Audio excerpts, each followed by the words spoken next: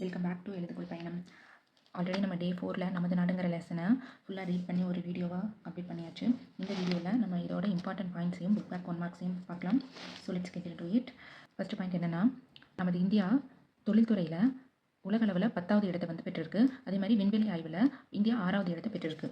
அடுத்ததாக இந்தியாவோட பரப்பளவு எவ்வளோனா 32,87,263 சதுர கிலோமீட்டர் பரப்பளவையும் உலகிலேயே 7வது பெரிய நாடாகவும் இந்தியா வந்து இருக்குது.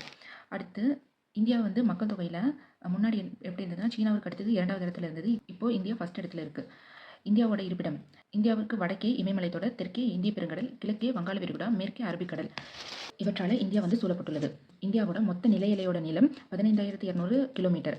இதில் வந்து கடற்கரை வந்து எவ்வளோ இருந்ததுன்னா 7,516.6 வந்து முன்னாடி இருந்ததாக சொல்லியிருந்தாங்க. இப்போ வந்து கரண்ட் அப்டேட் என்னென்னா 11,098 கிலோமீட்டர். அடுத்து இந்தியா வந்து எங்கே இருக்குன்னா வடக்கு அரைக்கோளத்தில் அமைஞ்சிருக்கு. அதோட அக்யூரசி என்னென்னா 8 டிகிரி 4 மினிட்ஸ் முதல் 37 டிகிரி 6 மினிட்ஸ் வட அச்சக்கோட்டிற்கும், 68 டிகிரி 7 மினிட்ஸ் முதல் 97 டிகிரி 25 மினிட்ஸ் வரை கிழக்கு தீர்க்க கோட்டிற்கு இடையேயும் இந்தியா வந்து இருக்குது. இந்தியா வடக்கு தெற்காக 3,214 கிலோமீட்டர் நீளமும், கிழக்கு மேற்காக 2,933 கிலோமீட்டர் நீளமும் இந்தியா கொண்டுள்ளது. இந்தியாவோட மக்கள் தொகை எப்படி இருக்குன்னா 2011ஆம் ஆண்டு கணக்கெடுப்பின்படி இந்தியாவில் 1,210.2 மில்லியன் மக்கள் வந்து இருக்காங்க. இதில் ஆண்கள் எவ்வளோ பேருனா 623.7 மில்லியன் மக்களும், பெண்கள் 586.5 மில்லியன் மக்களும் வந்து இருக்காங்க. மக்கள் தொகை அடர்த்தி, அதாவது மக்கள் தொகை அடர்த்தி அப்படின்னு என்னென்னா ஒரு சதுர கிலோமீட்டருக்குள் வாழும் மக்களின் சராசரி எண்ணிக்கை தான் மக்கள் தொகை அடர்த்தின்னு சொல்கிறோம். அதன்படி இந்தியாவின் மக்கள் தொகை அடர்த்தி ஒரு சதுர கிலோமீட்டருக்கு 382 பேர் உள்ளனர். 2011ஆம் ஆண்டு மக்கள் தொகை கணக்கெடுப்பின்படி நம்ம நாட்டில் கல்வியறிவு பெற்றவர்களின் எண்ணிக்கை வந்துட்டு 74.04 விழுக்காடாக இருக்குது. இதில் வந்து ஆண்கள் 82.14 விழுக்காடாகவும், பெண்கள் 65.46 விழுக்காடாகவும் இருக்காங்க. அடுத்த பாயிண்ட், இந்தியா வந்து மிகப்பெரிய மக்களாட்சி நாடு. இறையாண்மையுடைய சமதர்ம மதசார்பற்ற மக்களாட்சி குடியரசு நாடாகவும் நமது இந்தியா வந்து இருக்குது. இந்திய அரசு வந்து பாராளுமன்ற அரசமைப்பின்படி செயல்படுகிறது. நமது இந்திய அரசியலமைப்பு வந்து உலகின் மிக நீண்ட எழுதப்பட்ட அரசியல் ஆவணம். இந்தியாவில் 28 மாநிலங்கள் மற்றும் 8 யூனியன் பிரதேசங்கள் இருக்குது. மத்திய அரசு யாரால் நிர்வாகம் செய்யப்படுகிறதுனா குடியரசுத் தலைவர், துணை குடியரசுத் தலைவர், பிரதம அமைச்சர், மத்திய அமைச்சர் குழு மற்றும் தலைமை சட்டத் தலைவர், அதாவது அட்டர்னி ஜெனரல், இவங்களால் மத்திய அரசு நிர்வாகம் செய்யப்படுகிறது. குடியரசுத் தலைவர் மறைமுக தேர்தல் மூலமாக தேர்ந்தெடுக்கப்படுறாரு. குடியரசுத் தலைவராக யாராவது தேர்தலில் போட்டியிடணும்னா அவங்க வந்து 37 வயது நிரம்பி இந்திய குடிமகனாக இருக்கணும். அரசின் உயர் அதிகாரிகளை குடியரசுத் தலைவர் தான் நியமனம் செய்து வைக்கிறார். அடுத்தது, இவர் வந்து பெயரளவிலான தலைவர் தான். உண்மையான அதிகாரங்களை கொண்ட தலைவர் யாருன்னா பிரதம அமைச்சர் தான். இவர் வந்து தேர்தலில் வெற்றி பெற்ற பெரும்பான்மை பெற்ற உறுப்பினர்களை கொண்ட கட்சித் தலைவரையும் மக்களவையின் நம்பிக்கையை பெற்றவருமான ஒருவரையே பிரதம அமைச்சராக வந்து குடியரசுத் தலைவர் நியமனம் செய்கிறாரு. அடுத்தது, நாடாளுமன்றம். மத்திய சட்டமன்றமானது பாராளுமன்றம் அப்படின்னும் நாடாளுமன்றம் அப்படின்னும் அழைக்கப்படுது. இது குடியரசுத் தலைவர் மற்றும் 2 அவைகளை வந்து கொண்டதாக இருக்குது. அந்த 2 அவைகள் என்னென்னா மக்களவை, அதாவது லோக்சபா, மாநிலங்களவை அதாவது ராஜ்யசபா அப்படின்னு சொல்கிறோம். லோக்சபா என்பது பாராளுமன்றத்தின் கீழவை அல்லது மக்களவைன்னு சொல்லப்படுது. வயது வந்து ஒரு வாக்குரிமையின்படி நேரடியாக இந்த அவையில் இருக்க உறுப்பினர்கள் தேர்ந்தெடுக்கப்படுறாங்க. இதில் வந்து இருக்க மொத்த உறுப்பினர்களுடைய எண்ணிக்கை 545 உறுப்பினர்கள். முன்னாடி வந்து எப்படி இருக்குன்னா அதில் வந்து 543 பேர் தேர்தல் மூலம் தேர்ந்தெடுக்கப்பட்டாங்க. 2 பேர் வந்து ஆங்கிலோ இந்திய நியமன உறுப்பினர்களாக இருந்தாங்க. இப்போ வந்து அதை வந்து ரிமூவ் பண்ணிட்டாங்க. ஸோ இப்போ 543 பேர் தான் இருக்காங்க. மாநிலங்களவைங்கிறது வந்து ராஜ்யசபா அப்படின்னு அழைக்கப்படுது. ராஜ்யசபாங்கிறது பாராளுமன்றத்தோட மேலவை. இதில் இருக்க உறுப்பினர்கள் மறைமுகமாக தேர்ந்தெடுக்கப்படுறாங்க. இதில் மொத்தம் 250 உறுப்பினர்கள் இருக்காங்க. இதில் 238 பேர் மறைமுக தேர்தல் மூலமாகவும், மீதி இருக்க 12 பேர் கலை, இலக்கியம், சமூக பணிகளில் சிறப்பாக பணிபுரிஞ்சவங்களை இந்திய குடியரசுத் தலைவராலும் நியமனம் செய்யப்படுறாங்க. மாநில அரசை பற்றி பார்க்க போகிறோம். ஆளுநர், முதலமைச்சர், அமைச்சர்கள் குழு மற்றும் சட்டத்துறை தலைவர், அதாவது அட்வொகேட் ஜெனரல் ஆகியோர் வந்து இந்த அரசின் நிர்வாகத்தில் இடம்பெற்றிருக்காங்க.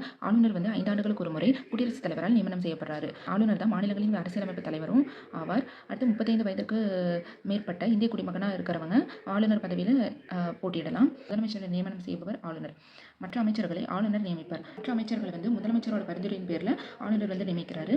மாநிலத்தின் அதிகாரங்கள் அனைத்தும் முதலமைச்சரிடமும் அவரின் அமைச்சர்கள் குழுவிடமும் இருக்கும். ஈரவை சட்டமன்றங்கள் வந்து எந்தெந்த மாநிலத்தில் இருக்குன்னா ஆந்திர பிரதேசம், பீகார், ஜம்மு காஷ்மீர், கர்நாடகம், மகாராஷ்டிரா மற்றும் உத்தரப்பிரதேசம். இங்கெல்லாம் வந்து ஈரவை சட்டமன்றம் இருக்குது.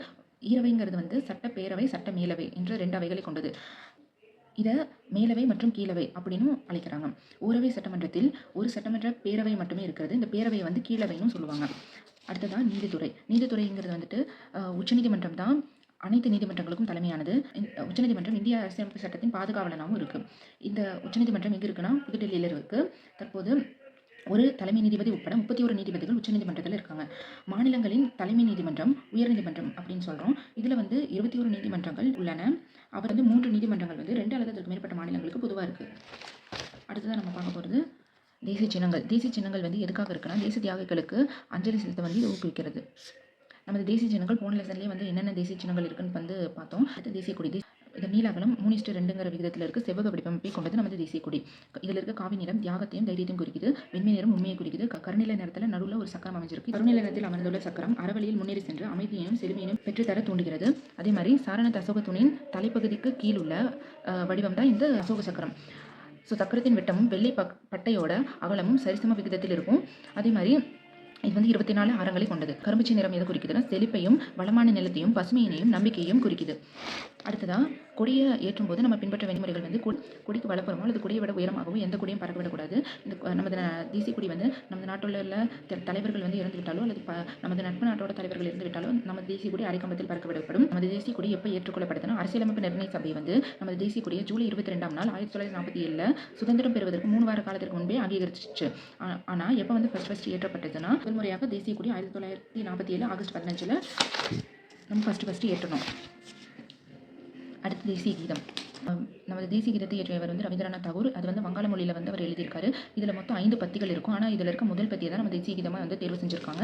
1950 ஜனவரி 24 நமது தேசிய கீதம் ஏற்றுக்கொள்ளப்பட்டிருக்கு. 1911 நவம்பர் 27ஆம் தேதி கல்கத்தாவில் நடைபெற்ற காங்கிரஸ் மாநாட்டில் இதை வந்து முதல்ல பாடியிருக்காங்க.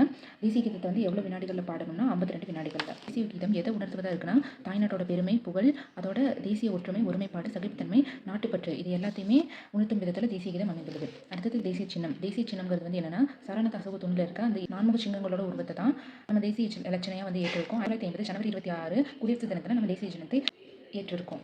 நம்ம தேசிய இலட்சணை வந்து எதை குறிக்கிறதா இருக்குன்னா அதிகாரத்தையும் கம்பீரத்தையும் குறிப்பதாக இருக்குது. இதில் வந்து என்னென்ன இருக்குன்னா 4 சிங்க உருவங்கள் வந்து ஒன்றன் பின் ஒன்றாக முதுகுப்புறமாக ஒட்டியிருக்க மாதிரி இருக்கும். இதில் வந்து மூன்று மட்டுமே வந்து வெளிப்படையாக தெரியற மாதிரி இருக்கும். ஒன்று வந்து பின்புறமாக இருக்குது. இது வந்து அதிகாரத்தையும் கம்பீரத்தையும் சுட்டி காட்டுவதாக இருக்குது. இருக்க இந்த கீழ்ப்புறத்தில் வந்து இந்த பீடத்தின் வரிசையில் இந்த பக்கம் குதிரையும் மத்தியில் வந்து ஒரு சக்கரமும் வலப்புறத்தில் வந்து காளையும் இடம்பெற்றிருக்கு.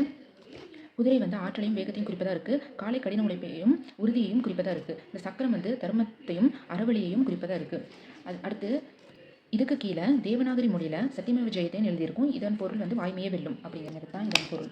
அடுத்து தேசிய பாடல். நமது தேசிய பாடலான வந்தே மாதரத்தை எழுதியவர் யாருன்னா பங்கிம் சந்திர சட்டர்ஜி. அவர் வந்து சமஸ்கிருத மொழியில் இதை எழுதியிருக்காரு.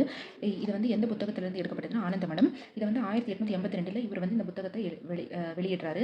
1896 கொல்கத்தாவில் நடைபெற்ற காங்கிரஸ் மாநாட்டில் இதை வந்து முதலாக பாடியிருக்காங்க. நமது வந்தே மாதரத்தை முதல்ல யார் பாடியிருக்காருன்னா ரவீந்திரநாத் தாகூர் கல்கத்தாவில் பாடியிருக்காரு. அடுத்து தேசிய விலங்கு. தேசிய விலங்கு நம்ம நாட்டோட தேசிய விலங்கு முதல்ல நம்ம எதை தேர்வு செஞ்சோம்? சிங்கத்தை தான் தேர்வு செஞ்சோம். செகண்டாக நம்ம புலியை வந்து தேசிய விலங்கை ஏற்றுக்கிட்டோம். ஏன்னா புலி வந்து வலிமை, திறமை, மிகுந்த ஆற்றலை வந்து உடையதால் நம்ம புலியை வந்து தேசிய விலங்காக ஏற்றுக்கிட்டோம். அடுத்ததான் தேசிய பறவை. தேசிய பறவையை நம்ம வந்து மயிலை சொல்கிறோம்.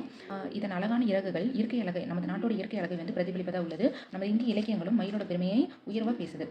நமது தேசிய மலர் தாமரை. தாமரையின் இதழ்கள் ஒன்று சேர்ந்திருப்பது நமது ஒற்றுமையை வந்து குறிக்குது. புராண இலக்கியங்கள்லையும் தாமரை முக்கியமான இடத்தை பெற்றிருக்கு. நமது தேசிய பழம் மா. நமது தேசிய விளையாட்டு ஹாக்கி. நமது தேசிய ஆறு கங்கை. நமது தேசிய நாள்காட்டி சாகா காலப்பிரிவை சார்ந்தது.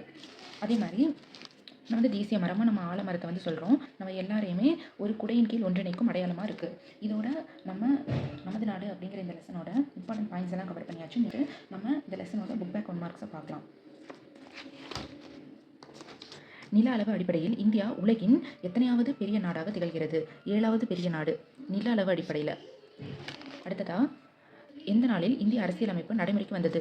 ஜனவரி 26, 1950. இந்திய உச்சநீதிமன்றம் அமைந்துள்ள இடம் புதுடெல்லி. தேசிய பாடல் வந்தே மாதரத்தை இயற்றியவர் பங்கிம் சந்திர சட்டர்ஜி. நமது தேசிய மரம் என்னன்னா ஆலமரம்.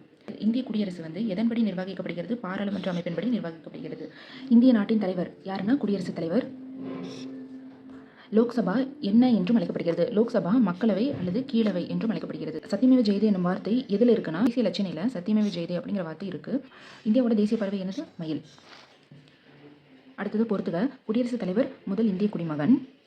முதலமைச்சர் ஆளுநரால் நியமிக்கப்படுகிறார். உச்சநீதிமன்றம் அரசியலமைப்பின் பாதுகாவலர். தேசிய சின்னங்கள் சிறப்பான அடையாளங்கள். தேசிய கீதம் ரவீந்திரநாத் தாகூர். அடுத்ததாக கொலாஜ் அப்படிங்கிற வேர்டோட தமிழ் மீனிங் என்னென்னா படத்தொகுப்பு. ஸோ நமது நாடுங்கிற இந்த லெசனை நம்ம ஃபுல்லாக கம்ப்ளீட் பண்ணியாச்சு. நெக்ஸ்ட்டு டே 5ல் நம்ம பார்க்க போகிற லெசன் வந்து தேசிய ஒருமைப்பாடு. இந்த லெசனில் நெக்ஸ்ட் வீடியோவில் நான் உங்களை மீட் பண்ணுறேன். 46 டேஸில் பாலிட்டி கம்ப்ளீட் பண்ணணும் அப்படிங்கிற இந்த சீரீஸை நீங்கள் கண்டினியூஸாக பாருங்கள். இதில் இருக்க இம்பார்ட்டன்ட் பாயிண்ட்ஸ் எல்லாம் நோட்ஸ் எடுத்துக்கோங்க. நான் ஏதாவது பாயிண்ட்ஸ் மிஸ் பண்ணியிருந்தேன்னா கமெண்ட்ஸில் எனக்கு தெரியப்படுத்துங்க. நெக்ஸ்ட் டே 5ல் நான் உங்களை மீட் பண்ணுறேன். Until then see you. Thank you. For வாட்சிங்.